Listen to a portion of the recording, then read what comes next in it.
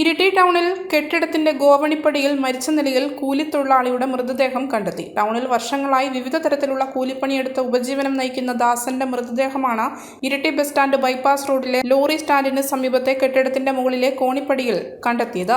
ഇയാൾ തമിഴ്നാട് മാർത്താണ്ഡം സ്വദേശിയാണെന്ന് പറയപ്പെടുന്നു. 20 വർഷത്തിലേറെയായി ഇരിട്ടി ടൗണിൽ എത്തിയിട്ട്. ഇരിട്ടി SI ഷറഫുദ്ദീന്റെ നേതൃത്വത്തിലുള്ള പോലീസ് സംഘം സ്ഥലത്തെത്തി ഇയാളെക്കുറിച്ചുള്ള വിശദവിവരങ്ങൾ അന്വേഷിച്ചു വരികയാണ്. അമിത മദ്യപാനമാകാം മരണകാരണം എന്നാണ് സംശയിക്കുന്നത്. ഇരിട്ടി പ്രദേശക്കാർക്ക് വീട്ടിൽ കൂടാൻ മറ്റൊരിടം തേടേണ്ട. ഇലക്ട്രോണിക്സുകളുടെയും ഗൃഹോപകരണങ്ങളുടെയും എന്തിന് ചൂല് മുതൽ ചിരവ വരെ ഒരുക്കി. ഇരിട്ടി പട്ടണത്തിന്റെ തിരക്കിൽ നിന്നും അല്പം വഴിമാറി ഇരിട്ടി പ്രദേശക്കാർക്കിതാ ഒരു ഇലക്ട്രോണിക്സ് പട്ടണം. ഈ സിറ്റി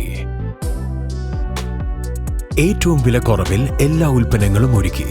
ഇരിട്ടിയിലെ ഏറ്റവും വലിയ ഇലക്ട്രോണിക്സ് ഹോം അപ്ലയൻസസ്. ഈ സിറ്റി മൈസൂർ റോഡ്, കല്ലുമുട്ടിയിൽ, ഇരിട്ടി. വീട്ടിൽ കൂടാൻ വേണ്ടതെല്ലാം ഈ സിറ്റിയിലുണ്ട്. മലയോരത്തിന്റെ സ്വന്തം പ്രാദേശിക ചാനൽ A-Channel. നിങ്ങളുടെ നാട്ടിലെ വാർത്തകളും വിശേഷങ്ങളും ഞങ്ങളെ അറിയിക്കുവാൻ വിളിക്കൂ 9447691771 9074215391.